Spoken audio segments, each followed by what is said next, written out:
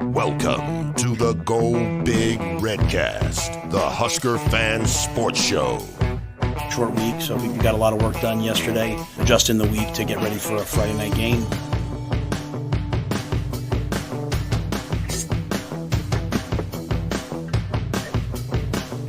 Welcome to the Go Big Redcast. I'm your host, David Gaspers, and I'm with Honky.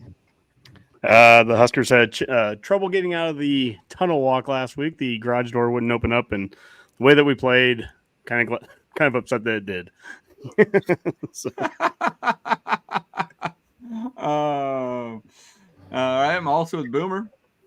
Well, Honky, I know, as bad as the Huskers played, at least we always have the rest of the Big Ten West to really lift our spirits. And God, this is a dumpster fire of a division. Can we just call it now and nobody wins?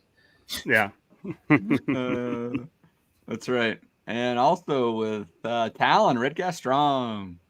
Can we just appreciate how nice the weather's been the last couple of days? I'm not ready for the cold, so there you go. That's there good. There we go. That's it. When things go bad in football, you turn your attention to things like fall weather, right? The meteorology is the other passion of the Redcast. So yes. Oh yeah, absolutely. You guys are always tracking storms out there and whatnot. Yeah. Well, Honky, Matt Rule said that the players were kind of hesitant against Michigan. I don't want to be hesitant today with the Redcast, but I think we've got lots to talk about. Really enjoyed Matt's Rule yesterday with you and Mac breaking down the game. And there's been obviously a lot to talk about with a 45-7 loss to Michigan. Having everyone kind of maybe rethink expectations, or maybe not, right? I mean, in the sense that I actually, and I don't think it's apathy, but maybe everybody else perceives it as apathy. I wasn't that surprised, I guess. So let's start there, I guess. I mean, Honky, were you surprised with the outcome from Saturday's game? I said it last night. I was surprised by maybe the lack of competitiveness right from the get-go. If you'd have told me, hey, it's going to be a 3-quarter game, or, we're going to be able to hold them to X amount of rushing yards or whatever. But I was surprised at just the complete and total dominance that Michigan pretty much had the whole game. So that part, I'll call that a surprise. I think that to some extent, Coach Rule was surprised too. And Coach Rule, right away, I mean, you're moving on to the next game, and they have a hard practice right away on Sunday, and we're going to get better from this. That's his approach to it, and I think he was disappointed in how severely they were beat by Michigan. I mean, I think that he was hoping they'd put up a little bit more fight than that. So I wasn't surprised by the loss. I wasn't even surprised by a point total being larger than I wanted to see, but how it got to that, I was probably a little bit of surprise. Yeah, I mean, I think disappointment's a fair word to use, Boomer, right? But I think it's one of those things where even though I don't think if we played Michigan 100 times, we might, give them a run, a few of those 100 chances at them. There's a lot that goes into each game, and even just simply the difference between a 45-7 and somewhere where I thought maybe it was going to be like 34-13 or something like that, is a few plays, right? And, the tip ball that Harburg has that's picked off and gives them a short field early is exactly a recipe for us being down 14-0 early in the first quarter. Us not converting on a 3rd and short and then ultimately a 4th and short within the red zone is also another way to get down 21 or 28-0. Whereas a couple different plays and maybe that game is 21-7.5 and ends up 34-13, right? We missed a field goal. We could have had another score there. We ended up getting a score late. I just feel like, Boomer, that, I mean, when these type of games happen, what's the difference between 34-13 and 45-7, right? I mean, it is hard for me to distinguish sometimes. Yeah, I think it kind of depends. I mean, you said it right. We didn't get off to a start we wanted. That was my key to the game, was getting off to a fast start. And one team did get off to a fast start, and it sure as heck wasn't us. And, that just let everything get away from it. The crowd got deflated basically after the first 2 series. And then, we know what happened at halftime. It was pretty, fairly sparse after that. And I agree with Honky that it was depressing, just kind of the lack of competitiveness to it. You kind of talk about, does the margin of defeat matter? I thought we'd keep it closer than that. I didn't have any grand illusions of us winning the game, but I thought, we could keep it within a couple scores, especially like Honky said, if you can make it a third quarter game or a fourth quarter game.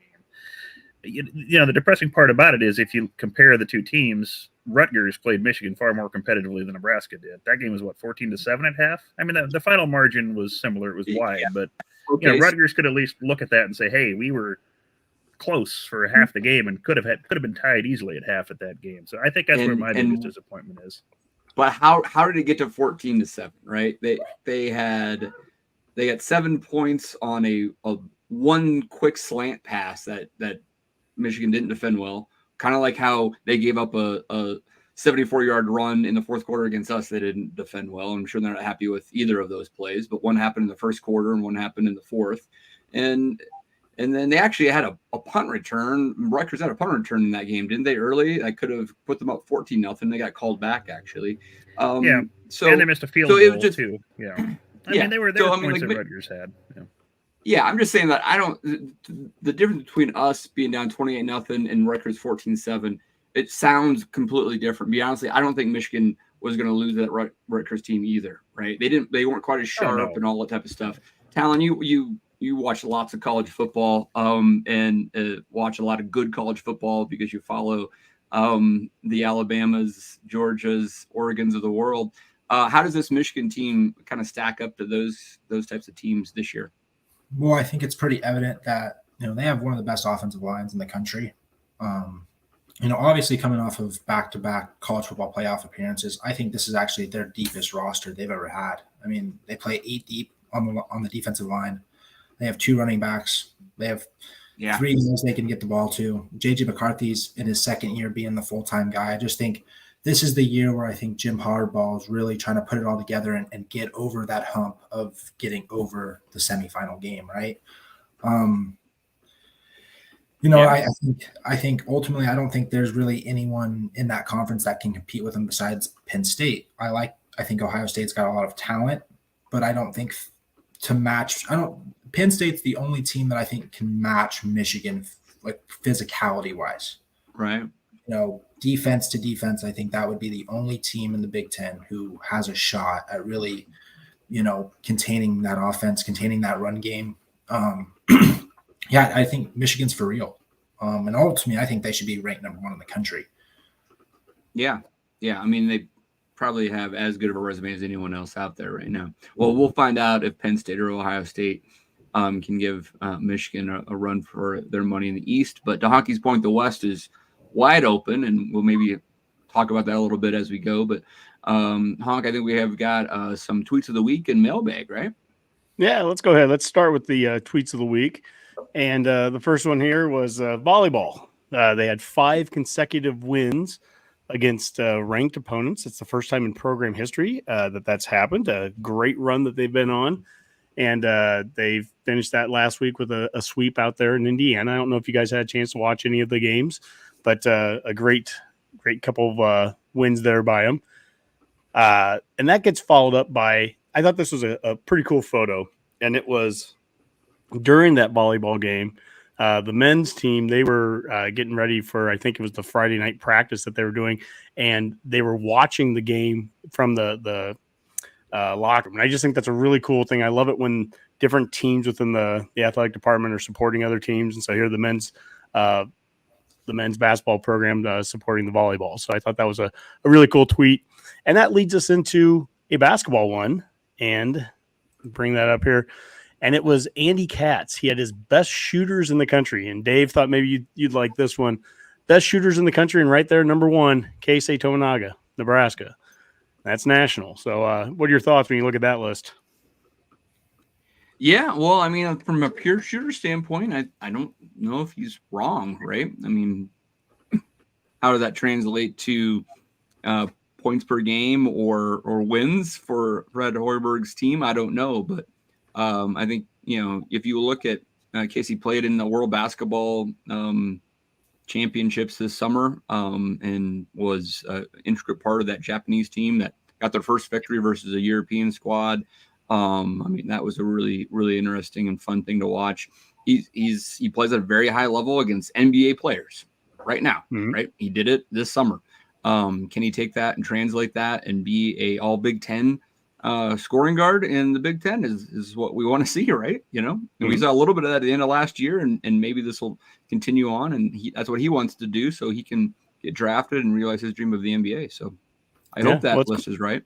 Yeah, it's cool to see him getting that national recognition, and you feel coming into the season that at least we have the best returning unit that Hoiberg's had maybe in his 5 years is what he has kind of returning right now, that he actually, some of the names that they got some of the right pieces, I hope in the portal, but between Wilcher and obviously Tominaga being back, and, you've got some guys, Lawrence, you've got some guys that have some experience coming that were doing well at the end of last season during that stretch. So hopefully we can get off to a quick start. How many times have we heard that in all of our sports? Yeah. But that would be the...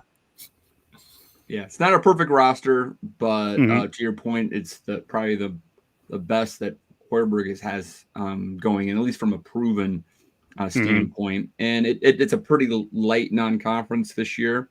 So hopefully that does result in a good start, at least in the win column, and then they can build from there. I did want to note, I was watching football on Saturday night at a sports bar with my buddy Chris, and there were all football games on, except Nebraska, Indiana volleyball was on.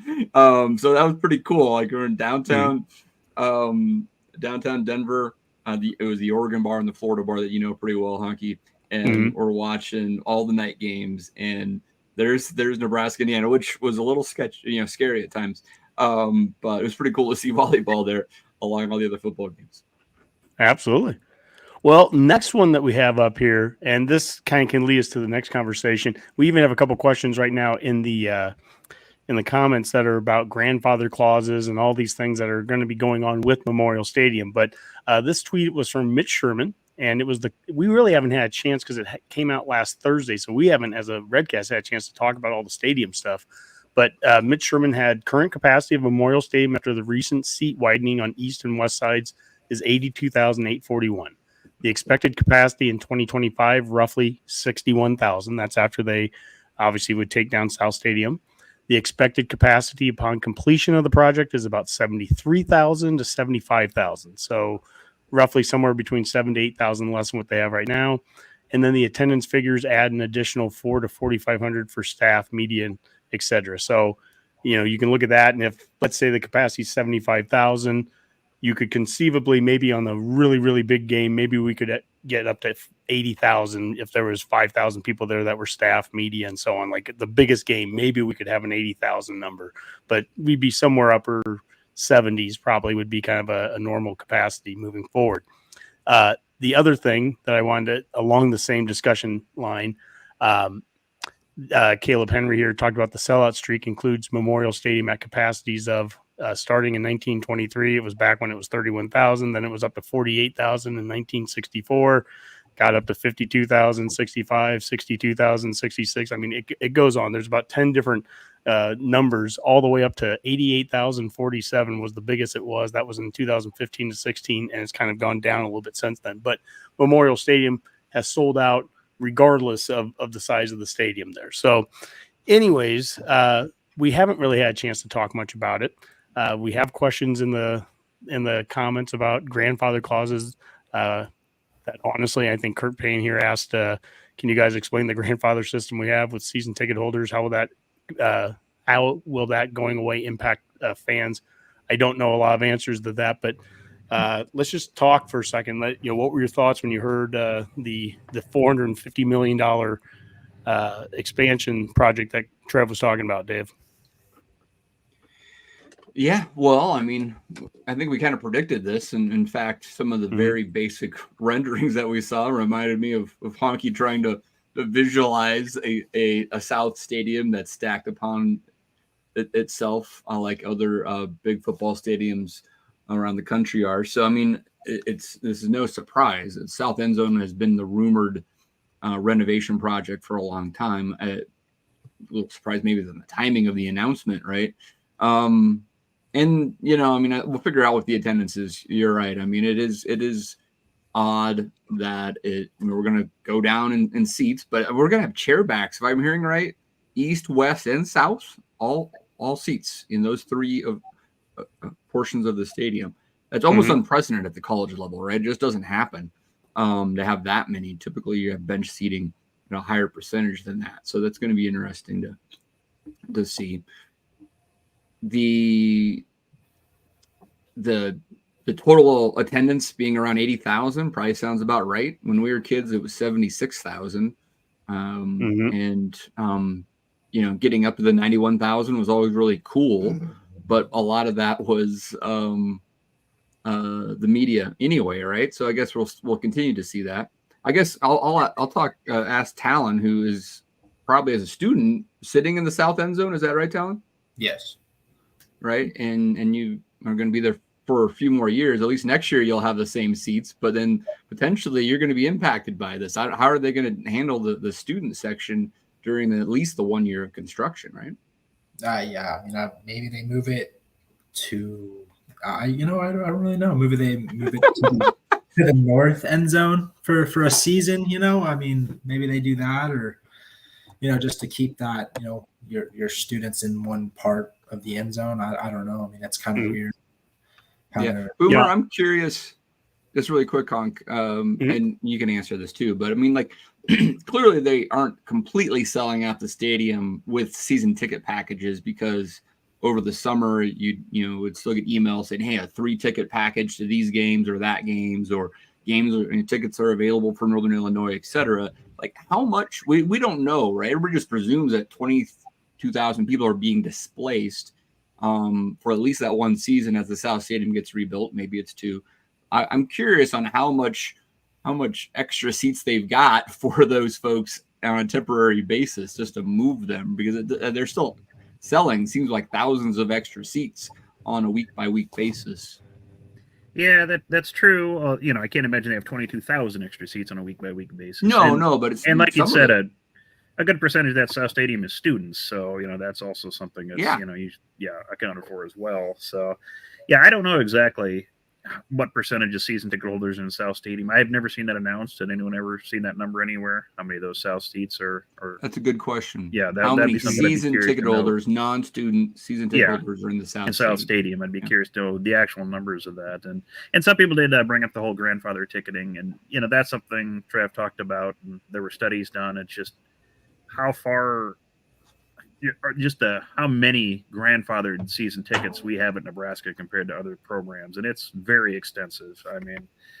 They said it's numbers of thousands of season ticket holders have grandfathered pricing on that. Some paying nothing essentially for their donations and seat licenses, and I've heard from some season ticket holders that annoys them, and I could see that if you're paying $200, $2,000 for some of the seats, and the guy next to you is just paying $0.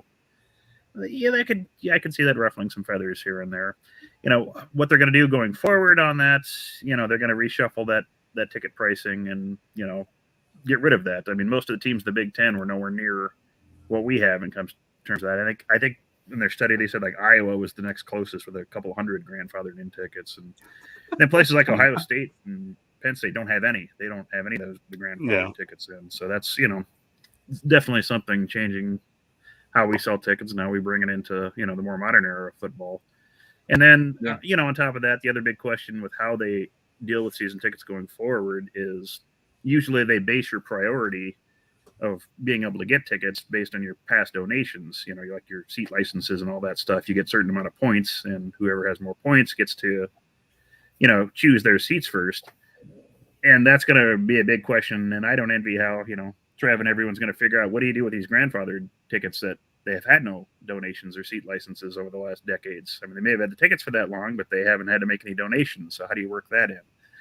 And, I know they've mentioned that's something they're going to have to figure out, and they don't have an answer for that yet. And I don't either. And I don't envy them figuring that out. That's why they get paid the big money. So, yeah, I sit in faculty staff section, and that's in seat section 1. I think we're like sections 1 through 4, if I remember right. And I know we have areas in the North Stadium too. I think no doubt we'll have our areas of our tickets that would be impacted during this, and it's going to have to kind of be a collective effort, I think, across the board, is how do you fit some people, move some people around, or maybe do you give do you do half season tickets for some people and half season tickets for others, so that, because one thing you don't want to do is you don't want to get people too comfortable with not going to the stadium for a season or two. Yeah. Hey, just take off the next year or two, and then you'll come back and keep paying us and sit in the new stadium.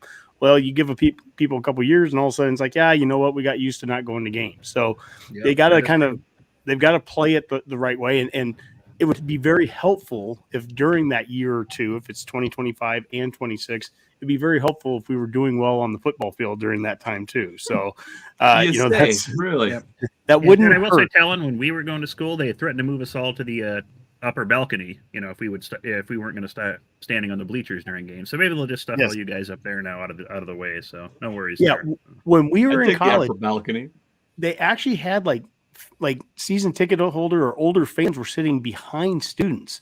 So we'd be standing the whole game. And I can remember, people behind us, yelling at us to sit down and all that.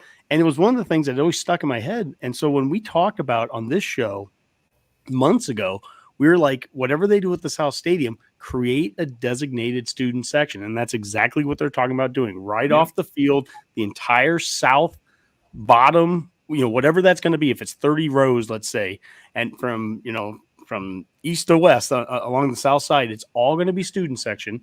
It can be benches. It doesn't need to be a seat back in that area. And they can all be standing and be as loud as they want and have the band right there. And behind them would be a concourse, hopefully with a bar area, a lounge area. And then you have double decker of second, third, and fourth rows of seats above them, sections of seats and balconies. And I think that would be a very normal looking stadium today. And it's something that's going to connect east and west together on multiple concourses. So they'll be able to connect even the sky box levels from west to east. So I think that's important. But the last pillar that Trev also talked about was keeping this affordable. Well, how do you do that when we've made everything seat backs and all that? Well, on the north side, they're going to maintain that as benches. And I think the number they said, if I remember right, was 8,000 seats on the north side. They want to keep as no donations at all. So, they're not the prime seats, but it's a way to keep very affordable the tickets for at least 8,000 of the tickets that are in the stadium. And I think that's an important piece of this too. So there's so much going on. We've talked to Tyler Kai multiple times about this even on this show. And there's multiple things from creating lounge areas to, just having the concourse that can go around, to having seat backs, to then what goes on underneath the stadium with the new Go Big project opening up and moving. We're going to be vacating out the food area, the training table, and the area where they have the life skills and all that from the West Stadium. So that's all going to be gone, and that can become club space and everything. It's just going to be a complete revisioning of Memorial Stadium. It's a lot going on, not just rebuilding South Stadium. Yeah. I mean, just kind of go ahead, Boomer. No, go ahead, Dave. Yeah. I was just saying, I mean, hockey's getting to all the good stuff, right? I mean, like, it's easy for people to fixate on what are they going to do with these 22,000 seats and season tickets and blah, blah, blah. But I mean, this is a significant improvement of the facility. It'll essentially be a brand new part of the stadium. I read that it's all chairback. So even if it's students, I think it's chairbacks, but I don't know. I guess we're going to find out. And I did hear that, they would have kind of their own designated space down there that they can congregate and do stuff. Since a lot of the student tickets holders that are students are not 21. I don't know if it's going to be a bar or not. Honky is a great question, right? But I mean, there's multiple opportunities there on all the different levels to have those different types of spaces. So I think, having the connected concourse is just going to be a better game day experience all around. I'm just, for Talon's sake, I just hope he can be there for the first year of it and enjoy it, right? Maybe this is where you really need that 5th or 6th year, Talon. Yeah, stretch out those credit hours. You don't need to get them all in one semester. As much as 9, whatever. It'd be cool to see, but I hope I'm done with college by then. So, hey, Dave, while we're speaking about stadiums, Kevin Lighty on Twitter right now, or X, whatever people are calling it, he just posted 20 minutes ago that Memorial Stadium, where the Fighting Illini play football and are scheduled to play Nebraska on Friday, is at least partially on fire. Smoke can be seen pouring out from the lower level of the south side of the stadium. We have a crew working to get more info. So this will be interesting. If that ain't a Big Ten West metaphor, I don't know what is. So, yeah. It's a dumpster fire. Maybe that's where Rob is. I'm gonna be Maybe live that tweeting. explains why Rob's not here tonight. Quite literally a does dumpster not have an fire. alibi. Oh my goodness. Well, maybe we'll be hosting the Fighting Illini in a couple of days now if they can't have us. That's Can't ever be mad with another home game, you know. yeah. Well, anyways, there'll be more to talk about in future shows and off-season stuff about the Memorial Stadium. Yes. But a lot of information that was released during last week, so it was good that we had a chance to chat about it. Next up, our final tweet of the week was that Aaron Ingwerson, the tight end from Papillion La Vista, decommitted from Pitt and is now back at Nebraska, or actually committed to Nebraska. And I allowed us to update our in-state recruiting graphic for the year. We haven't done this one in a while. And so we moved him over from the committed elsewhere category. So we now have 7 in-state kids. He's the second tight end in-state in this class, joining Carter Nelson. He's also the third overall tight end in this. Ian Flynn, I believe, is the other one from Texas. So we have 3 tight ends in this class. Now, Eric Ingwerson is 6'7", 245. Who knows when it comes to the way that this staff develops players, a 6'7", 245 guy, he could be a tight end here. He could end up being a D end. You know, there's a lot of different things that they could fit him into. But as far as anything else that we're going after, we have one other player, Caleb Benning, Damon's son. He's uncommitted still. If he would commit to Nebraska, that would be 8 in-state kids this year for the second straight season. That's impressive. Yeah. Well, it kind of gets into what you've always said, Honky. You want to try to keep, as much homegrown talent as you can. So, if anything, the staff seems to be doing a decent job with that so far. Mm-hmm. And those are the things that, if you're winning or losing a few games, those are those wins that you can have even during a loss. And if you're recruiting locally well and you're getting those kids, that keeps people certainly excited. Honky, what does this tell you about how Rule is building this roster, just in the sense of that this is a class now of 26, is that right? I think they're at 26 already. Yep. And still we're still waiting not only on Caleb Betting, but Grant Bricks out of Iowa. And we could get to 30 maybe on this. It's a huge class. Last year's class was actually really big. Yep. We're going to take more people in the transfer, guaranteed. So anybody who's saying that Rule is not adapting to the modern era of college football, how you build a roster, I think he's doing it from both ends, right? He's clearly bringing huge freshman classes in, and then as well as bringing transfers in. But the roster is being transformed, not in 1 year, but about in 2 years. It's going to be a completely different team than what he inherited. Yeah, and he's not going to let anyone pressure him to do it any other way than he wants to. He wants to build this developmentally, and that's still going through the high school ranks. I don't think he wants to hit the portal as big as he did last offseason, which was a really big year. I mean, we brought in double-digit, portal guys. Yeah. I don't think he quite wants to hit that number, but in the world that, yes, that's it. You got to be very strategic who you bring in.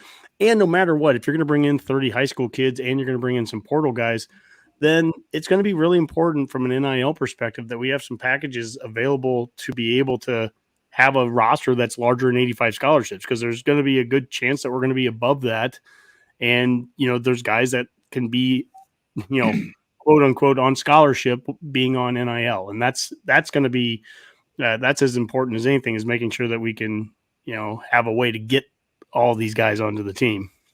Yeah. And I'll throw this out to the group, and maybe it's one of the questions we have. I don't know, maybe I'm jumping the gun honk, but I remember listening to, I think it was Unsportsmanlike Conduct a couple weeks ago. Actually, it's been a while now, but they were talking to Sipple, and Sipple just flew off the handle at, I think, Josh or somebody, because they were talking about NIL and whether can Nebraska compete or not. And Sipple kind of took it as like, oh, they're implying that we don't have enough money to compete. And I don't think that's actually what they were trying to suggest, because I think it's pretty clear that we can spend money on to get recruits. It's the question of, can we actually evaluate and ultimately use NIL money to get transfer portal players in that have an immediate impact and are key players to the roster that makes a difference, right? I mean, in the presser in the last couple days, Rule was talking about Lions and these guys that make a difference, NFL type players that play like it, right, and make a difference and can win a game. That, I mean, we've spent money to get O'Shawn Mathis and Casey Thompson and Jeff Sims and a bunch of others that we don't even know about, and we don't know the exact numbers, but we know they're relatively big, and we knew we were going after a lot of offensive linemen, and we were going after the number one quarterback in the country with NIL and all those type of things. It's the matter of actually using that money effectively to build your roster with key additions that are making an impact. And we see that on Saturdays, right? And that's the question, right? I mean, you have to be able to use that money wisely to actually then get a return on that investment. And that's where I think some people have been frustrated so far, is it doesn't seem like we have been able to land those key players that really just transform the roster through NIL. Yeah, the Vegas Jerry last night said it during our Matt's Rule. He posted in that outside of Palmer and Torrey, we really haven't had a transfer that's just come in, just blown things away. And even this year, it was Sims is going to be your starting quarterback through it, but he hasn't come in just. He certainly didn't light it up in his 2 games. Or you have Hood comes here, the offensive lineman from Georgia. Or you have obviously Eric Gilbert, completely different situation there. But even MJ Sherman comes here, and he's going to dominate. And he hasn't been bad, but he hasn't come in just taken over a position either. And you can go down the list. We really haven't hit that. O'Shawn Mathis a year ago was the number 1 transfer guy in the transfer portal, and it took him 4 or 5 games to even get his feet under him here. And I'll always say, I think that what Rule did this year is what he'll continue to do in the future. Being a developmental program in today's world means if you're going to get transfers here, you got to get them here in December and January. Get them here through an entire offseason. I think that's going to be important to him as ever this year. But I really think being a developmental program means that, some of those Lions and everything he's talking about, they're going to have to come from within too. It's guys that you've brought in here, and maybe next year it's Lutovsky at O-line is all of a sudden the Lion, but he's not right now. It's going to be guys that also come from within your program. Think of Mekhi Bear this year. That's a guy that's been – nobody was talking about him a couple months ago, and all of a sudden he's the guy that's taking snaps away from MJ Sherman or the Chief Borders and the guys that, were the big-name kids that they brought in. So I think that's part of this developmental program too, is we're going to just see guys kind of step up that haven't been playing yet. Heck, I expect to see that over the next 7 games. I expect to see some names of players that haven't really played much of a role yet starting to play it. Yeah, and I think with NIL, I think you can basically put programs on certain levels. You've got programs like Minnesota, where you had PJ Fleck just trying to warn the Gophers that, hey, we don't have the money flowing into NIL to keep players if we develop them. That he called themselves like a potential AAA club. So there's that level. And then you've got programs like Nebraska or Michigan, Ohio State, Georgia, programs like that where there is money to get these players. And I don't think it's the NIL specifically that's going to draw those kind of game-changing talents to Nebraska. I mean, players are still going to look for programs that fit them, because they're going to be able to make good money wherever they go if they're a high-quality player that can make an immediate impact. So I don't think that's going to be the issue. It's like Dave said, you have to identify those players that fit what you want to do as a coach and as a program, and sell them on that. And they have to see that they're going to benefit by coming here, because they can make millions or hundreds of thousands or $20, whatever the hell NIL pays these days, wherever they want to go. So that's the big thing: is are those players that are available in the portal, are they fitting what you want to do, and can you sell them that? I think that's the big thing. It's not necessarily just the money. So Yep, that's right. Yeah, just getting a balance of, the development and then getting some big name guys. Like you look at a program like Florida State, they have a ton of talent that comes through there. But, this past season, they also took 10 to 15 guys in the NIL portal. And I think, 7 or 8 of them are actually playing a lot of snaps for them. Keon Coleman's doing a lot of good things for them. So it's, can you get the guys who can make those plays for you, like Honky was saying, and can we get that development, that Rule's talking about, and just keep building those freshmen and sophomores up so they're ready to go as juniors. But, filling pieces in as we go too. If we're missing an O lineman, can we go and fill it in quick with the transfer portal and getting them in January, and just, getting them a full off season, like Honky saying, like Rule saying, getting them really acclimated with being at Nebraska, because it's kind of a culture change when you come here. It's very different from a lot of the other places that, these big names come from. When you're a big name, you go to Florida State,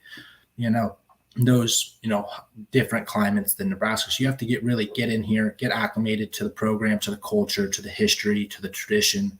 And if you can do that, you can succeed. And obviously we get those names like MJ Sherman and Chief Borders, which I think, they could still be stars for us, but they're coming from Georgia and Florida, and those are two very vastly different programs than where we are right now.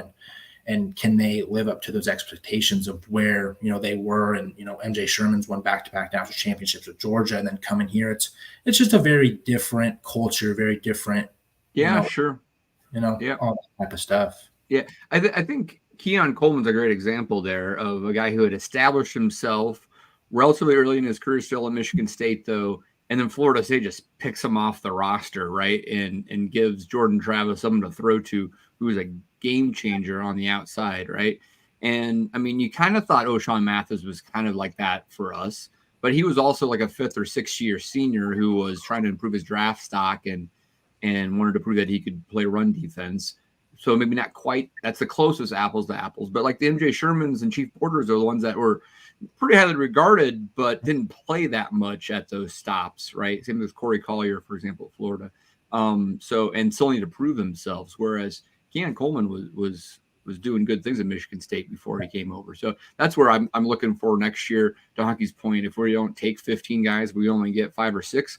I want impact players like Keon Coleman at Florida State, who is like a plug and play, like bam, there's your outside 6'4" receiver that we didn't have last year. Does anyone know how Walter Rouse is doing at Oklahoma? Has he been starting? Is he a stud left tackle for them? Or I just haven't paid attention or heard anything. It's a great question. That is a good question. Our crack researcher, Redcast Boomer, will be able to find it. Boomer can look that up. If anyone that's following along too, if you've been paying attention, I'm just curious because there's very specific positions we hear about are kind of gold in the portal. Offensive linemen tend to be that. If you can get a top-notch one. And then, look at the quarterback, too. I mean, my goodness, Notre Dame goes out and gets Wake Forest guy that's broke a ton of ACC records, and it can make a big difference, right? So it's really about getting the right people, not about the quantity of them. And I hesitate to be a team that's going out there and bringing in 15 and 20 portal guys a year anyways. You're not going to hit on that many anyway, right? No. And I think that 5 you bring in.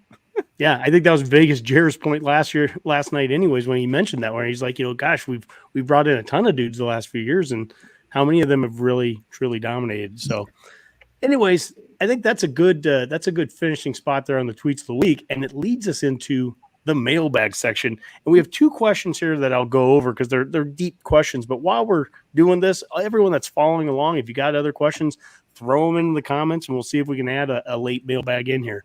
But the first one comes from Shorzy6951. And Shorzy asked this question a couple months back, and so I've kind of had it on the back burner. Said, I was curious if you guys would ever recap what went right and wrong with each coaching staff we've had since Bob Devaney up to the first year of Matt Rule, just to see how much Nebraska football has changed in that time. So that's Shorzy from our YouTube channel. This could be an hour-long discussion by itself, but just to basically, for Husker fans new to the fandom, I mean, that's Bob Devaney, Tom Osborne, Frank Solich. Then you have the firing from Steve Peterson that changes things. And then you've got Bill Callahan, Bo Pelini, Mike Riley, Scott Frost, and now Matt Rule. So this is 8 coaching staffs. Dave, I'll start with you. I guess you hear that. I mean, what were your thoughts, or what do you think of? Half, maybe. Yeah, that's a big question. I mean, a lot of things went right, obviously, with Bob Devaney and Tom Osborne. The things that went wrong, they generally corrected, right? I mean, the classic example is Devaney going 6-4 in back-to-back years and getting blown out by Alabama in an Orange Bowl and maybe making some mistakes on recruiting offensive line, and then they switched things up and got a new offensive coordinator, and in a few years they were playing for national championships, right? With T.O. Pro style offense for first 6, 7, 8 years of his tenure, very successful. It couldn't beat Oklahoma on a consistent basis or barely at all. Changed his offense to triple option, recruits the right quarterbacks, and elevates his game. And there's another example in the 90s where he changes philosophy defensively to get over the hump, right? So those are easy. The other ones are a lot harder and probably meatier in conversation, right, guys? I mean, Solich, he probably recruiting was what went wrong. Lots of coaching staff changes, right, Boomer? I mean, a lot of the experience in McBride and Darlington and et cetera, Milt, all retired underneath Solich. Other things on the Franks regime you could think of? Those would be the main ones. I mean, he was handed a tough bill. Following a legend is always tough, and it's going to be. And then, like you said, Dave, when you combine that with, you've got an experienced staff that some stuck around, maybe as a favor, and then some of them, were ready to retire. That's a lot of knowledge you have to replace in kind of a hurry. And then, didn't really. I don't think he ended up not having the support of the athletic director by the end of it, so that certainly doesn't help anything either. Yeah, so. That was probably the biggest challenge that he faced there. Definitely. I would add to Solich's tenure the problem he probably faced, in my opinion at least, and we're having this discussion again, is who's your primary running threat, right? I like running quarterbacks. I like them to be the secondary running threat. I like your eye back to be the guy that you are worried is going to break that thing for 80 yards off the edge. And the transition to Crouch and Jamal Lord being a primary ball carrier was always, to me, problematic and not very sustainable. It can work for a little bit, but over the long haul, you need that production out of the eye back. I still believe that's the case today. Honky, what do you think about that? Yeah, I think that was definitely the transition that happened over the Solich years offensively, that we went to becoming a quarterback-centric offense from a running back-centric offense. Kind of strange considering that, Solich was a running backs coach for all those years here. But that just kind of and it wasn't because of, I heard people say, it was a lack of talent at running back. But I mean, Carl Buckhalter would go on and play for a number of years in the pros. And, David Horn was a big recruit. And, we would get, it was more of a intentional thing that we kind of went in that direction. We really wanted that quarterback became a lead carrier, and so it was less of option and more quarterback run, direct run. So that was something that happened there. I think, when I go back to the Devaney era here, since that's the start of it all, I think of the things that he brought here. Number one, started that didn't really exist. Black shirts, as an example, a tradition to this day. His focus on recruiting local, something he did at Wyoming, something that he got from Duffy Doherty up at Michigan State, the coaching staff that he brought here with him from Wyoming, starting that concept of coaching continuity, really built the walk-on program that Osborne really championed. And then to name Osborne as the next head coach, and then to be Osborne's athletic director. That's something we talked about with Solich, that one of Solich's worst things going for him was that he didn't have an athletic director by the end that supported him, which is a ongoing thing that we've had since then. But T.O., the first 5 years under T.O., we don't beat Oklahoma. A lot of pressure on him. There was a regent that said he'd have been fired if he didn't win one of the bowl games in the first 3 or 4 years. But he had an athletic director that supported him. I think of the same thing of like Harbaugh right now at Michigan. They're the team that just destroyed us. There was a lot of pressure at Harbaugh about 3-4 years ago. They weren't beating Ohio State. And but they had an athletic director that continued to show support to Harbaugh, and he worked himself through it. And now look where they're at. Continuity is something that we really experienced for about 40 years. And the last 20 years, we just haven't had any of it. And so to get back to that, I think that's really the important thing, is that we have to start to stick with something. And I hear that even right now, we're 2-3 and we lose some game, and this guy needs to go. We need to fire Satterfield. Yeah, well then we fire Satterfield, then we'll be on our 4th offensive coordinator in 4 years. It's like, how many times can you keep starting over? Sometimes you gotta stick with something and let it grow and work.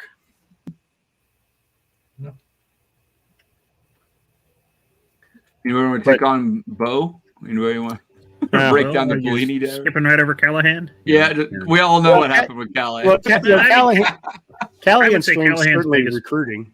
Yeah, Callahan could recruit well. Yeah. I mean, he had great talent, and the offense was good for the most part. I think his biggest weakness was he stuck with Cosgrove probably longer than he needed to. I mean, he probably should have made a change on that, and maybe after a year, I don't know when it should have, but I mean, defense was clearly the Achilles heel of that team. I mean, because when things went south on defense, they went south in a hurry. Like, we saw it that, we were in many games where that defense just was just shredded, and that was the biggest problem. And then, not having any of the Nebraska ties, being the pro guy, that killed Callahan, with any chance here. I mean, he had a couple good seasons. People kind of forget that, but then he recruited a lot of great talent. So, well, and defensively, it was also a development issue. I mean, a lot of those same guys that were on that defense in 2007, losing to Colorado at the end of the season, giving up 60 points when our offense scored 50. A lot of those same defensive guys are guys that are playing in 2008 and 2009 on some of the best defenses. By 2009, that's Ndamukong Suh and Philip Dillard and all those guys. Yeah, exactly. Barry Turner. And so there was a development issue. And Bo, I guess that kind of leads into the Bo era. One of Bo's strengths was really he knew he could motivate guys, especially in that year one and year two. He did a real good job of kind of creating that us against the world mentality. And he redshirted almost everybody in 2008, building for the future, when a lot of those freshmen could have probably helped him that year, but he redshirted them. And even despite all that, they came out there and almost beat Texas Tech and went 9-4 and just tough-nosed teams. I mean, that really embodied him and took that us against the world approach. But that us against the world approach also can start to wear thin on you if you continue to do it year after year, game after game. I've equated that right now a little bit to Deion. For a game or two, you can be disrespected, but when you're disrespected for the third week and the fourth week, and every week you keep creating this new us against the world mentality, it just eventually wears on everybody. And unless you're winning every single game, which Bo didn't, and now Deion's not, that starts to, I think, backfire over time. Yeah, and Bo just constitutionally wasn't, he wasn't the politician that a lot of head coaches really need to be. Unless you're winning every game, and like you said, if you're winning national championships, nobody cares what you're like. But when you're not, you've got to be able to play the politics end of it. And if you're good at that, you can make 8 or 9 wins a career and, stretch it out until you start winning those championships. But he just didn't have that personality. I don't think he was meant to be a head coach. And I'm not even sure what he's doing right now, to be honest with you. I mean, I saw Cosgrove as the D coordinator at Long Island University, so he's still coaching. But, I mean, we paid Bo enough. He never needs to work again. So. Yeah, Bo doesn't need to work. Now, Bo, one of the downfalls of Bo, I think, too, is that he made this job very publicly. He made this job feel very hard. And it was actually one of the strengths I thought Riley did when he first got here. Riley, it was hard to recruit here under Bo. And Bo would talk about how tough it was to get people to Lincoln and all this. And Riley, even though we didn't close on a lot of the guys, he would go out and do Friday Night Lights. And all of a sudden we're having Micah Parsons coming here in Lincoln. People were coming to Lincoln under Riley. He kind of created this vibe that Lincoln was a cool place to at least come and see. It was neato. And, but now we know all the things that were wrong with the Riley era and that weren't going to work. And I don't think he put in near the amount of effort that is required to be the head coach of Nebraska. And that was ultimately his downfall. But he tried to do some things, I think, to at least make this seem like a place that people would want to come to. I mean, even to get Keyshawn's kid to come here, that was right. In the pre-NIL era. Yeah, and I also think with Riley, I think probably this is also another big part of his downfalls. I think he let himself kind of get pushed around by his athletic director. I mean, he fired Mark Banker when he was out recruiting. Didn't he call him an airport, if I remember right? He was in the Denver airport. Yeah. And then we got, Mr. Strain Bob Diaco in here, based on athletic director request. I mean, I think that as much as anything really did him in. I don't know what, I don't have any inside information, but I'd think if I was working for that kind of staff or I saw that as my coach, that he's willing to get pushed around and fire, your coordinator and hire somebody. that you want. And man, I don't know how much faith I put in the coach now at this point. Is he just taking Sure. athletic director orders and not? I think that was his big mistake. And I think if he'd have kept, Banker another, I don't think he was a terrible D coordinator. Yeah, I mean, he was better than Diaco. One bad quote. Right, that's a low bar. He didn't have the nice, sweaters and stuff, Argyle sweaters, but a few of us can. And then, I guess that transitions to the last coach that we had there with Frost. And I think all of us, that's right as we're starting the Redcast. So this is in the time era that we've been doing this show. And Dave, I don't think there's a single one of us that thought they made the wrong hire back in 2018. And we were all 100% bought in on that. I think a lot of people have their own thoughts on why it didn't work, but at least you go back to the moment that he was hired. That was the home run, can't miss hire. And there's some days I'm still shocked that it went as bad as it went. Yeah, absolutely. And we've discussed this at length. I'd like to hear Talon's thoughts on this. This is the coach that he probably had seen the downfall more up close than any of the others. What was the what went right and wrong for Scott Frost, Alan?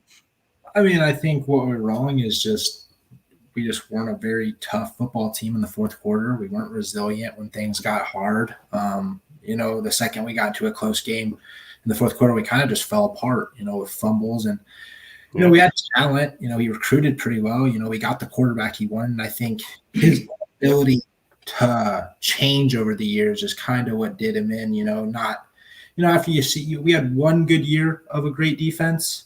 And that was the year we lose every game by, one score or under 10 points, and, I think look, before those years, we couldn't tackle. And the year after, we couldn't tackle. And so, at some point, you got to be able to look at, what was going on and say, hey, I need to make a change. And then all the reports that come out that, he was kind of late to practice. And, people follow their head coach. They follow the guy that's leading the program. Those players are looking at him for guidance and leadership. And, in every press conference, there was an excuse to why we lost. It wasn't just, we weren't good enough. It was always something why we lost, or, something did us in, or, there was always just whining and complaining. And, players see that, and it just followed him all throughout his tenure here. And we just could never get over that hump to win, the tough games. We blew out a couple opponents that weren't really even close to us in talent. And then, we go and play a team that, in the Big Ten West, where we should have beat Illinois the first game of the season, and we go and play them super tough, and they go and beat us in the fourth quarter. Every team just could always find a way to beat us in the fourth quarter because we would beat ourselves. Yeah, absolutely. That's a good description. I do feel like it's interesting, the apex, I feel like, of Frost's coaching arc here, where it could have really gone different, was the home game 2 years ago against Michigan, where we had the lead in the second half, and it just felt like they were going to win that one for a while, and for whatever reasons, it didn't work out that way. And I think after that, it was just that was the last straw, right? It just wasn't going to happen. So It is what it is. Yep. The second question here, the last one we have, is from at Swoboda Jeff on our X channel. And goes, when is it fair to expect to see some signs of progress? I believe Nebraska fans are more patient, supporting, loyal than any fan base in the country. So far, with 3 big opportunities on Fox this year to show the nation some forward movement in the program, not just the win-loss type either, that hasn't happened. Meanwhile, Colorado, Auburn, Washington, and Tennessee are showing that the rebuild cycle isn't what it used to be, and the concept of needing 4 to 5 years cycle for a coach to get their own recruits in the program and build a culture might not be as relevant as it was for decades. All right. Well, there's a lot to unpack there. I'll start with you, Boomer, I guess. What are your thoughts? Yeah. First question, I guess it's going to depend, and everyone's going to have their own answer to this. What do you see, or what do you call progress? I mean, a lot of different things to a lot of different people. Some people are going to say, well, I look at an individual game or a series of games, and we're playing better in certain aspects than we were last year. I mean, our defense, arguably this year, is playing better than they were last year, granted, Michigan game notwithstanding. So some people can see that as progress. And other people might look at, offensive production, and that's not outstanding this year. They might view that as, progress or lack thereof. Other people are going to look at, win-loss records, because ultimately that is what matters, in the game. By the end of the season is what is your record? And is it good? Is it bad? Is that progress? So, and then like Jeff says, he asks, with our 3 biggest opportunities this year on TV, we lost all 3 of those. Some people are going to say that's really a sign of not a lot of progress. I mean, our closest game was the first one, first game of the season. When you're playing a Minnesota team, it's their first game of the year too, with a kind of reshuffling what they're doing. And, since then you play Colorado and kind of get waxed by the end of it, and you play Michigan and don't even look like you're, belong in the same field as they do. So you can take that what it is. And he is right that there are teams that are showing you can rebuild faster than you normally would think when people talk about rebuilding. Some of that's going to, again, depend on the coach and what kind of talent you're able to find and bring in. And coaches are going to approach that differently. Some people are able to go into that portal and get people right away. Washington getting, Michael Penix. There's quarterback. They were able to identify a quarterback who was, okay, and, where he was, and were certainly able to take him to the next level. So, a lot of that's going to depend on the coaches. And Tennessee, I mean, how long has Tennessee been rebuilding? It seems to have been a while. I mean, they're kind of in the same boat we are. They haven't been great forever. Yeah, they were very good for parts of last season, right? But is that a sustainable rebuild? They've been up and down. And this year, they're not world beaters by any stretch of the imagination. So, I guess that would be my real first question on this is what do you view as progress? That's what I would ask the 3 of you here. How would you say that? Yeah. I don't know if. Go ahead, Hunk. Well, yeah, progress. I just say that's I get very specific into areas. I can say, hey, we showed progress on the D line, but maybe not the O line, or we showed progress in this area, but not this area. That's hard. At the end of the day, wins and losses are going to be what's important. But when he said it's the last part where we go, meanwhile, Colorado, Auburn, Washington, and Tennessee are showing that the rebuild cycle can be a different timeline. I don't know how you can apply any of that to Coach Rule yet. We're only 5 games into Rule. And so even looking at Tennessee here, in 2021 under Heupel, they went 7-6 in their first year. And then last year went 11-2. Or Dave, we've talked multiple times about what's gone on at Florida State. And we'd all love to be what Florida State is right now, but they were, for what? 0-4. 0-4, and I think they had 2 losing seasons to start with, and then last year was a 10 a much better year, and then now they're at this year, and this is year 4, and they're at a point where they're looking to play for the playoff and conference, obviously. So I mean, there still was a build that went on there too.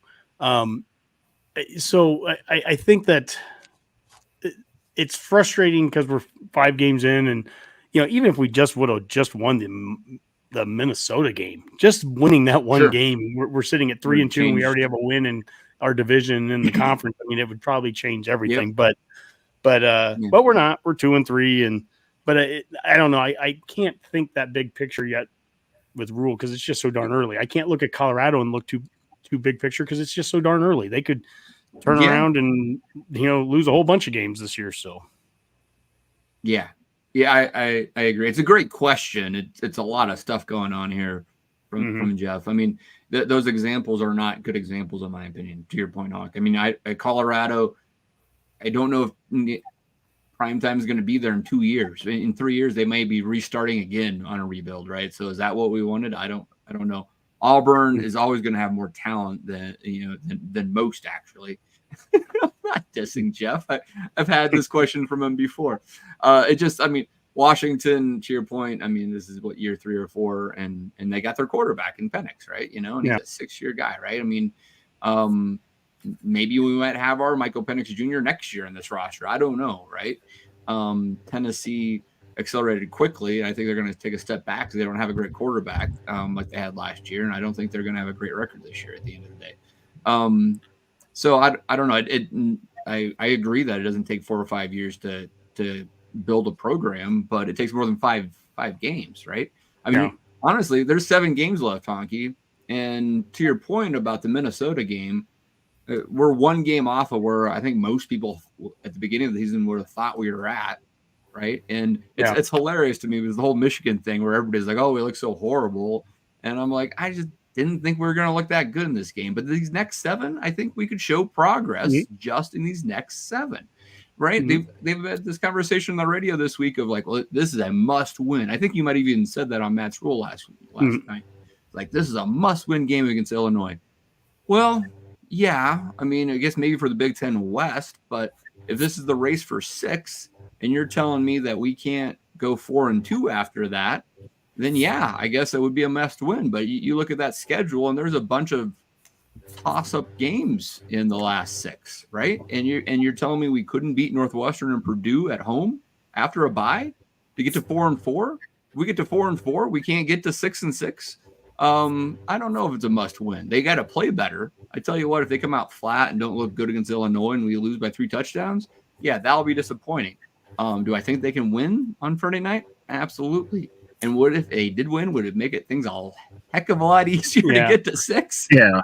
I'd say I don't know if I'd call it a must win, but these next 4 games, you've got to. I mean, if we're going to say progress, I mean, do you almost think you need to win 3 of these next 4? I mean, these aren't world beaters. I mean, Nebraska's not the greatest team in the world. Well, I mean, I'm going to be honky on this one and say, like, why limit this team? Like, you're right. Sure, we should win 3 out of this 4. That would be progress. But then what if we lost the last 3? Right? Would that be progress? I mean, what if we went 2-2 and then we had somehow upset Maryland and Wisconsin? Right? That would be progress suddenly, but we didn't show it in these 4 games. I just don't know any of these 7 games. We aren't going to be favored in a bunch of them, especially the road games. But could we win any of those games? Far more likely than ever giving us a shot versus Michigan or even Colorado, probably. Yeah, we can. We can win games here in the last 7. I just feel like at some point we need to get some momentum going. That's the thing. The season's been wonky from the beginning because instead of playing your group of 5 teams like next year, we'll start with UTEP in game 1. Finally. Not playing a Big Ten game on the road to start the season. But we didn't have that this year. I mean, for the 3rd time in the modern era of Husker football, we're starting with 2 road games, and that's not a great way for any coach to start off the career. So we're 0-2 by the time we even get back to Lincoln to play those 2 group of 5 teams. We win those 2 games. We get back to 500. Now we have to go play Michigan, the gauntlet game. And that's where I think this is such an important game that if we can win this weekend, you get to go into a bye week. A long bye week, since it's a Friday night game, you get to go into a long bye week, with a feel good thing. You're back at 500. You're not trying to fight from 2 games down. And to your point there, Dave, about, if we had just beaten Minnesota, we'd be right on track of where most people thought we'd be right now anyways. Well, if we beat Illinois, I think a lot of people would probably said, 3-3. A lot of people would have thought 3-3 after 6 games is about where we'd be anyways.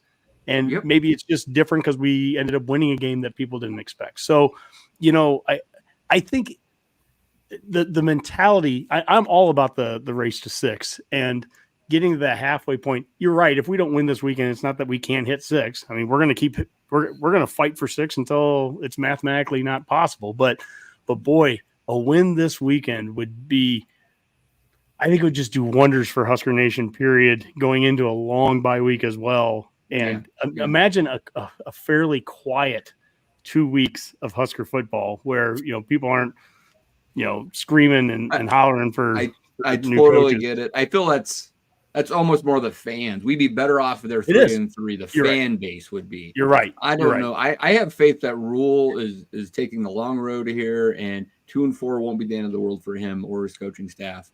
Doesn't mean that they're going to go win 6, but I don't want to put that on this game, even though it's a huge opportunity to steal a win on the road against a team that's struggling as much, if not more, than your own program.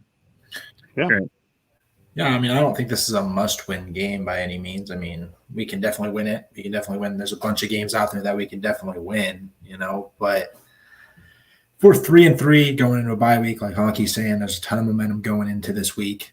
Into the bye week. You really think about it, we're six Jeff Sims turnovers from almost being beaten Minnesota and probably being in that Colorado game.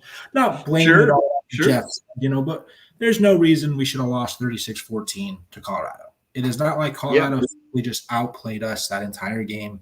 And, we're down 14-6 in the top of the third quarter against Colorado.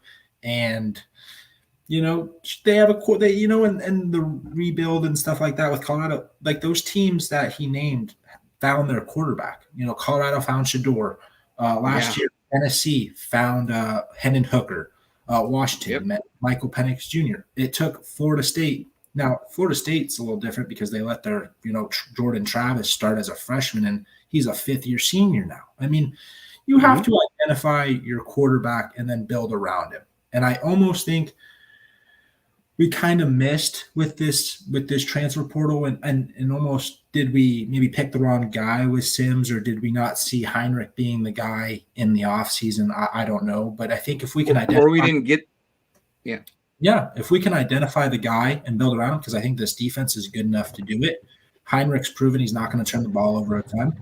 There's no reason we can't win, 6 games total or even 7 games total. We're not playing – the West is still wide open besides – Yeah, pretty much the only team that's kind of where we thought they'd be a little bit would be Wisconsin.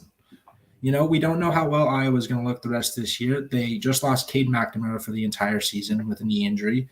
So we don't really know. Illinois is underperforming a ton on apparently their stadium's on fire, talent. So. Right. Apparently Iowa's offense hasn't changed at all. So. They just got blown out. So. Yeah. Well, we are obligated here because of the super chat clause in our contract. Vegas Jer, $9.99. Beers on me, Dave. Fantastic breakdown there. Thanks, Jer. I appreciate it. Yeah, we still have to figure out how in the world to collect on that stuff. Yeah, we haven't collected a dime on those yet, so we're not good at that stuff. But we're not good. We're not good at this YouTube stuff here, but this is we're figuring it out. When it comes to expectations for this first season, and are we ahead of the curve, or are we on where we expect? Do you think there is any risk with everyone's general? I think fans and media have kind of taken this attitude. Well, the first year of Rule is usually bad. And I think that's kind of been what people have said now, that you can't expect him to win a whole lot of games. Do you think there's any danger of that impacting the team the way it is, that everyone's saying, oh, we're writing off this first year, so should we as players put a whole lot into this at this point? Or does that impact how they see games when they're in, when they're in tough stretches, when they're playing a team like Michigan? I don't think so. I would like to think they're getting a different message from their own coaching staff than that. Yeah. Right. And I know Rule said this is more like his year 2 teams, which, raises its own questions, but I don't know if you guys think that's an impact. Year 2 teams are 500 type teams, so right, I mean, yeah. I think it's just a different situation. Baylor and Temple were different than we were. I mean, Baylor was coming off of a huge scandal. Temple wasn't very good before Rule got there in the first place. I think we had a ton of talent from last year coming back. I think it's different in how you view both, all 3 of those teams. Yeah. I mean, I think especially since it's the Big Ten West and you can hang your hat on defense. And if this defense outside of this Michigan game can bow up and keep us in most of these games, which I would at this point seems like the case. The offense is limited. Let's not, kid ourselves. It's not like it's going to be explosive. We're going to be dropping 45 points anytime soon. But can they, I think you have a scenario here where, and we kind of laid out the Michigan game where, like, if it would have started differently, if we didn't have that turnover, if we did convert the 4th down and then punch the ball in and suddenly it's 14-7 or 7-7 at that point, maybe there's a game plan that Marcus Satterfield calls that's aggressive and tries to take some shots and tries to really bring that thing into the 4th quarter as Honky had hoped, right? Well, here's a very different game. But you have an opportunity here, to Honky's point, of how important it would be for the psyche of the team to get to 3-3 going into that bye week. I mean, I wouldn't be surprised if Nebraska throws a little bit of the old kitchen sink at Illinois and tries a few things on offense that they haven't shown, to see if they can get some chunk plays and get out of Champaign with a win, because it would make a big difference. And you've got 2 weeks to develop new offensive plays and to surprise Northwestern and Purdue, right? And now you have your momentum that everybody wants, right? Yeah. Dave, who's our best running back on the team right now? This is a trick question. No. Just who's the best Well, running back? I would say it's Anthony Grant. It's Anthony Grant. How many carries did he get against Michigan? Six.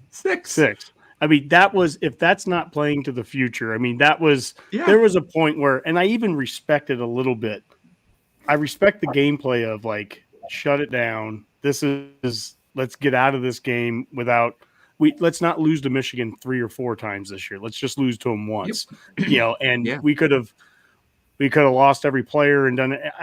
I just think that game, you have to throw that game aside for a second here. That's the one I'm willing as a fan right now to just say that they are on a different level than us. They are 8 years into their build of Coach Harbaugh, and this is the best team I've seen Michigan have during that time. That's a college football playoff team. But aside from that, there isn't a single team on the rest of this schedule that we can't beat.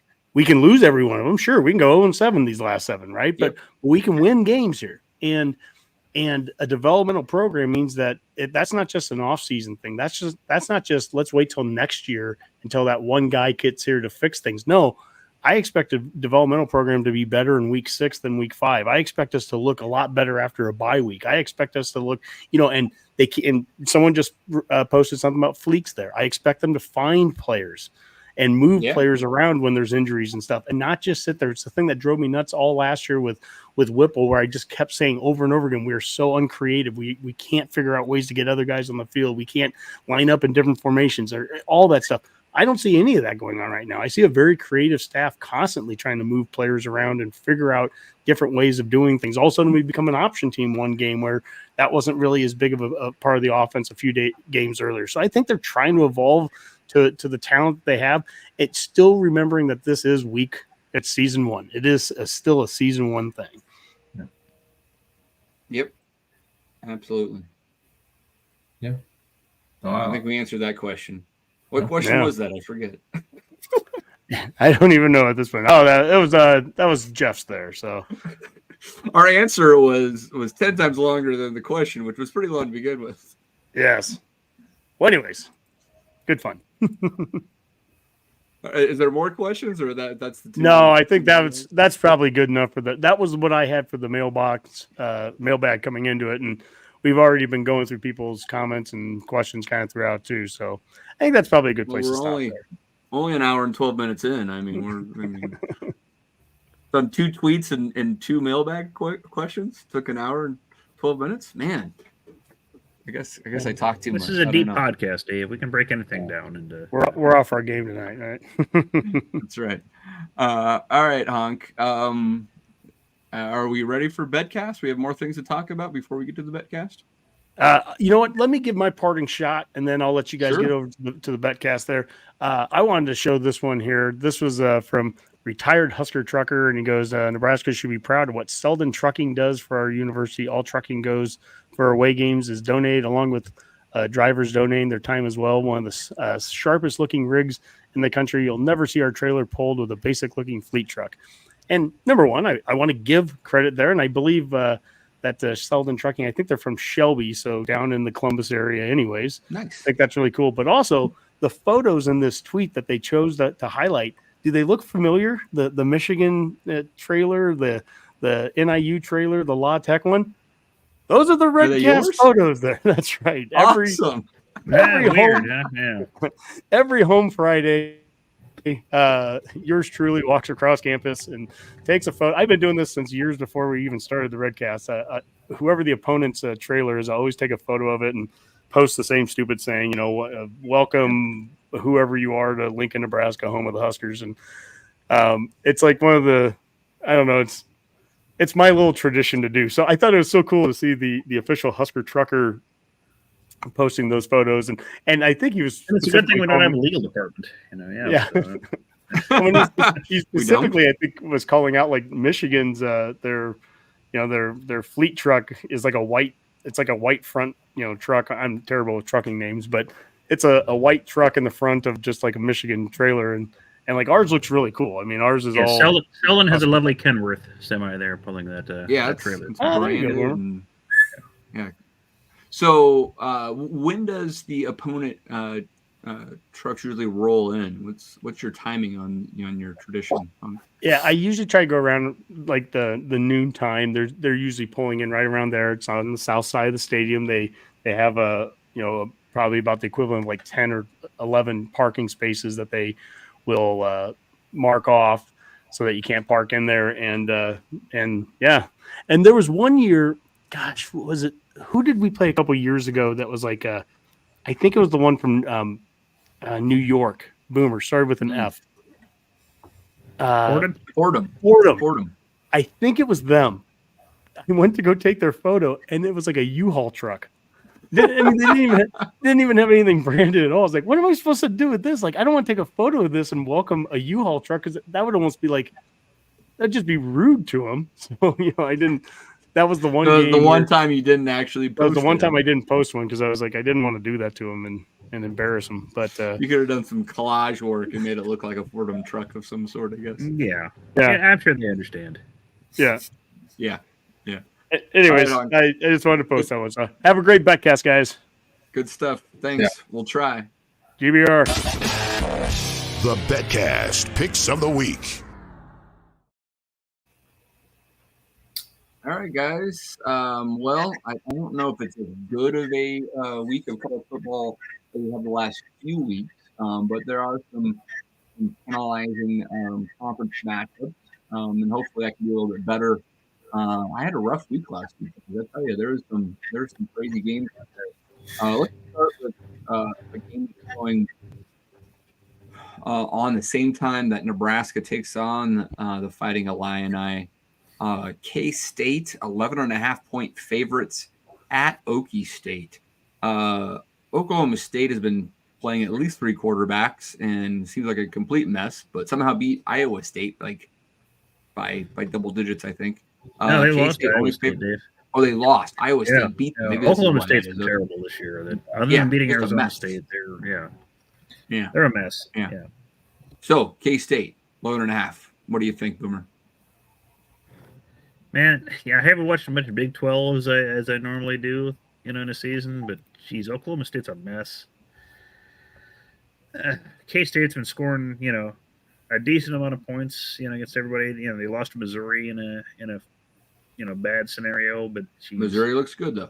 Yeah, Missouri's a pretty solid team, and K-State could still score some. I mean, I think K-State gets the win without any question. Do I think that's too many points? Maybe. Too many points. So, yeah, it might be a Boomer few says too many points. Talon, what do you think? Yeah. No, I'm taking Kansas State. 11.5. I'll take that. Go Wildcats. All right. Yeah, I don't believe in Oklahoma State at all. Yeah, I picked this because of that. So I think I probably am going to take the Wildcats. We'll see. The marquee showdown in the Big 12 for one last year before this becomes an SEC game is the Sooners versus the Longhorns at the Texas State Fair. I've been down there for this. Boomer, I think you've been at least on the fairgrounds as well. It is a crazy atmosphere, split 50-50. I've never seen anything quite like it. Longhorns favored by 6.5. What do you think, Boomer? Yeah, this is one of those games that should be on most people's bucket lists. Even if you have no rooting interest in any of the teams involved, just for the spectacle of it and the fun, it's seeing something like that. This should be something everyone should go see. This is a fascinating game. It's just Oklahoma's kind of seems to be relying on defense so far this year. Texas is a good team. Sometimes they look good against Alabama. There's no question. They're a good team, and they've kind of been lollygagging a bit these last couple of weeks. I actually might take Texas at -6.5 on this one. I think they can win by about a touchdown or so. That it's a tough call, but I think this is that would be my pick right here. So. Yeah, obviously under the key number of 7. What do you think, Talon? I'm going to take Oklahoma to win it. Ooh, all right. Oklahoma on the upset, huh? Yeah, I think Brett Venables is doing a great job getting that defense, to better, completely different defense than they were last year. And I think having Dylan Gabriel back another season in that offense, I think he's like tied for 3rd in touchdown passes this season. So I'm going to take the Sooners. All right, so Texas is not ready for the big time quite yet, apparently. All right. I don't know. I'm waffling on this. Obviously, I like it under a touchdown. That may not be the case come Saturday morning. Should be a good game regardless. Yeah, I think if you want Texas, you take it now. So yeah, definitely. All right. Here's one that I thought the number came in a little high. Maryland playing very well, 5-0, I believe now at least, right? Taking care of business, going into Columbus against the Buckeyes.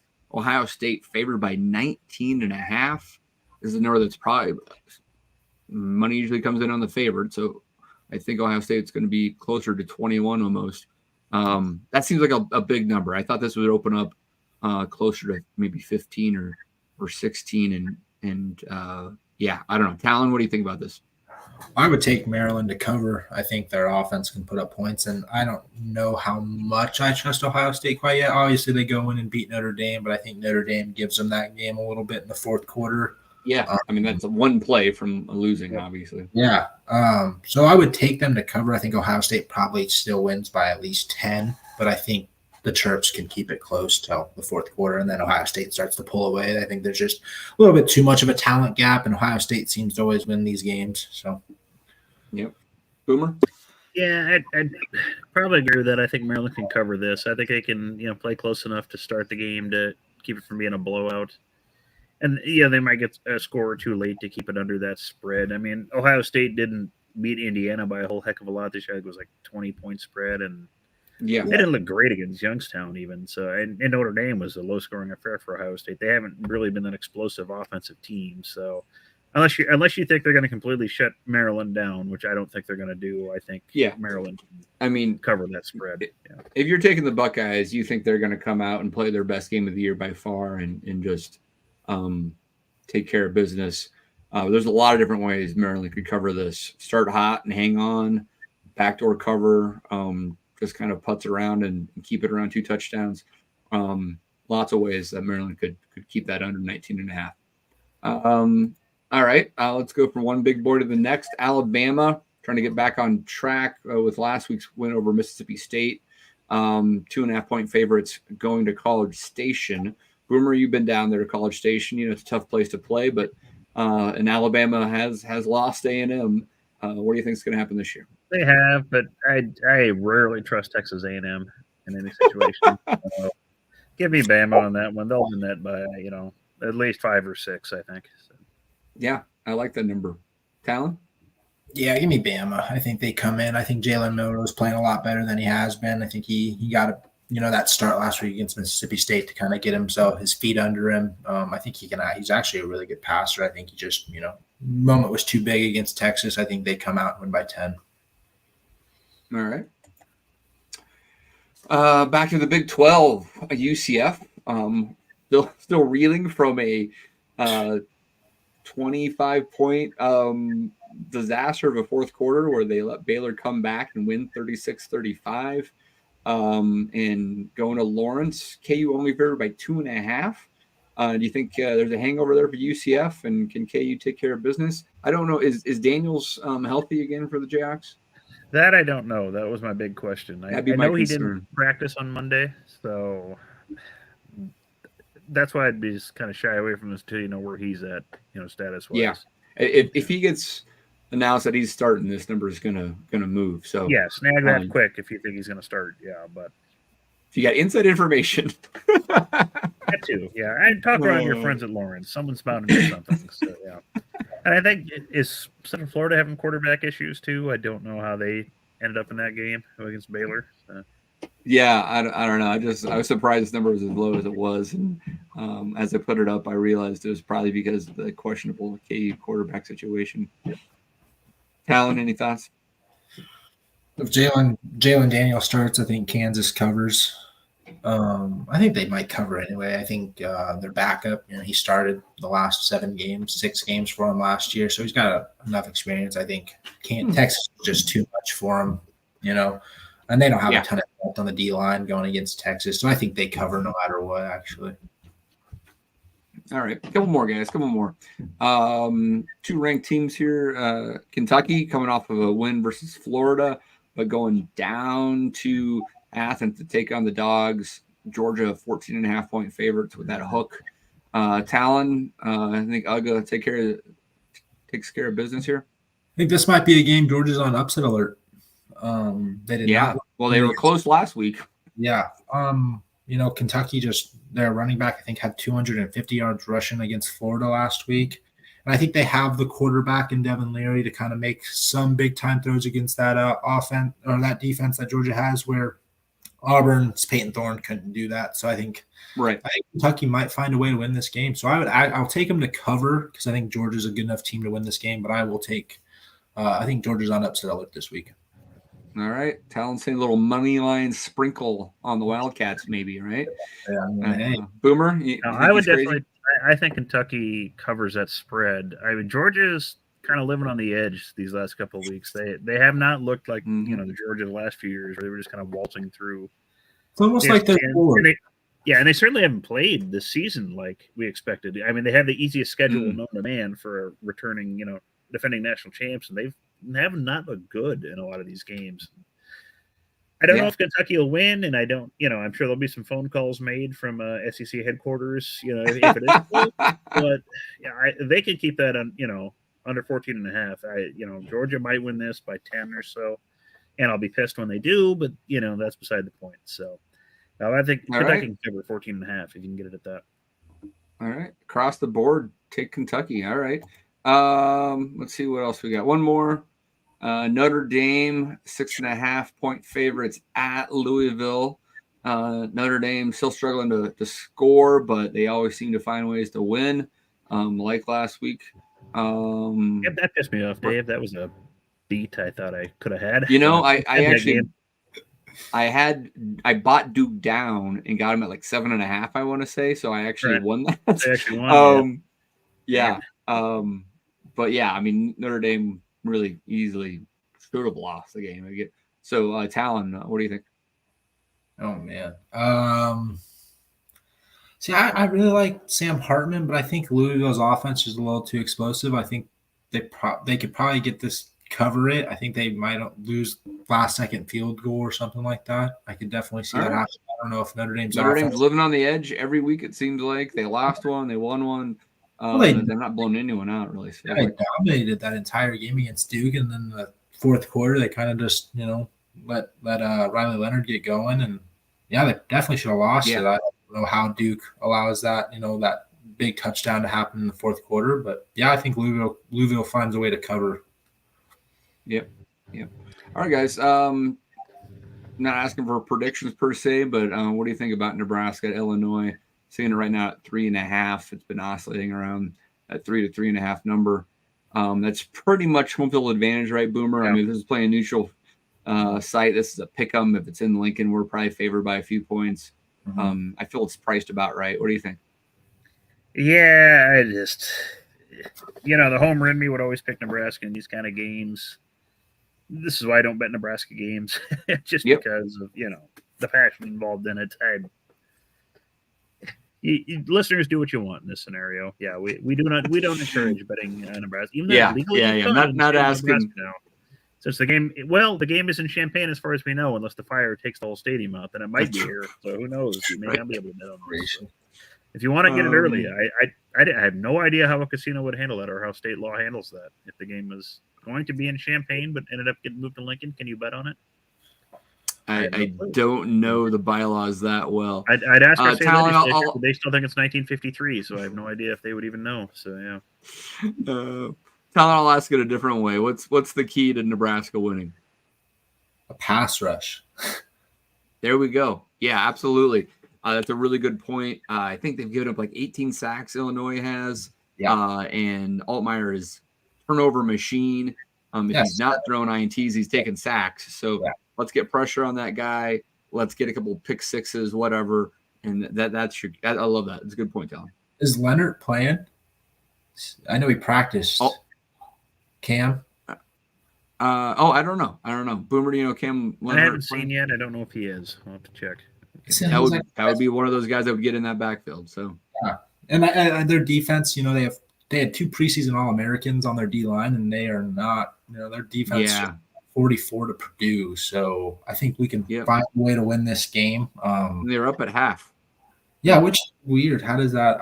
And I don't think Purdue's anything special. I mean, their quarterback's all right, but Probably helps when your head coach was the DC at Illinois. You might have known a few things to attack, I guess. I don't know. All right, guys. Well, should be. Oh, and here's Vegas Jared getting his stuff in. So he thinks he was looking for likes. yeah, I did see Washington. Wyoming at plus Washington 5, State at plus is a 5. dog to UCLA. That kind of UCLA. surprises me, actually. Yeah, That's right. People must be putting a lot of stake in UCLA's defense. Yeah. I might take Washington State on that. They're a good team, Yeah. and I think they can beat UCLA. So straight They got a quarterback over there in Wazoo, so Cam Ward is for real. And Biggest Jerry, do not know who Wyoming is playing. Let's see if I can find that really quick. No idea. I saw it. Wyoming and Fresno State. So yeah, Fresno's solid this year too. Yeah, Fresno. Yeah, Fresno Boy. didn't cover last Wyoming, week. So you have the altitude working for you. As honky would be fun to note. So Nevada. I'd be fun to note for honky. So yeah.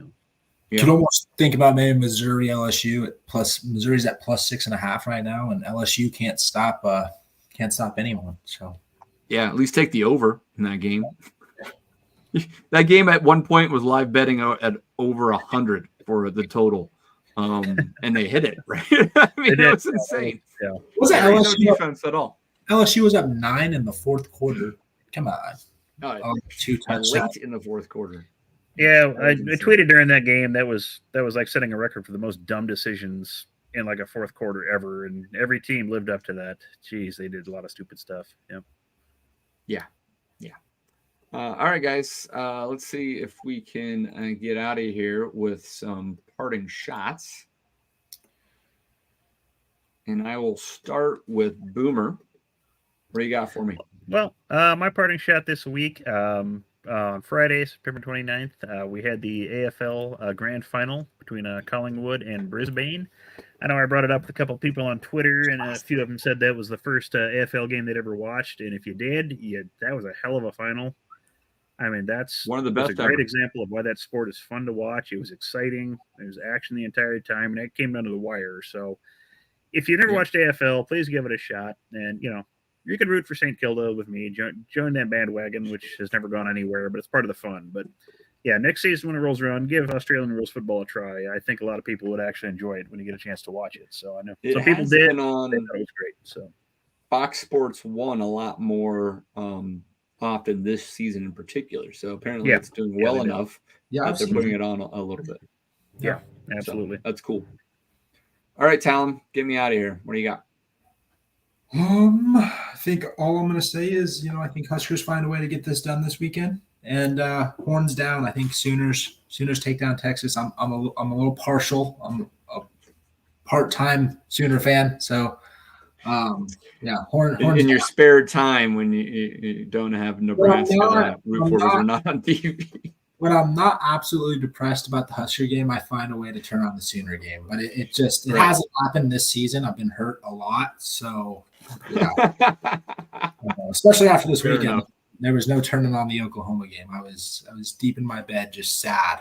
I actually went to the game again, and it was not pretty.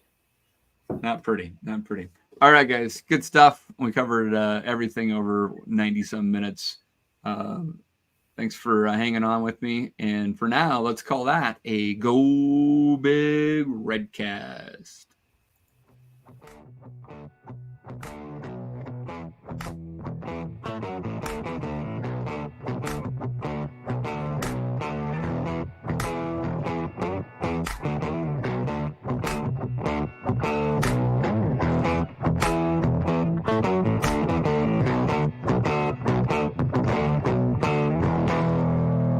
A Herd at Sports Network production.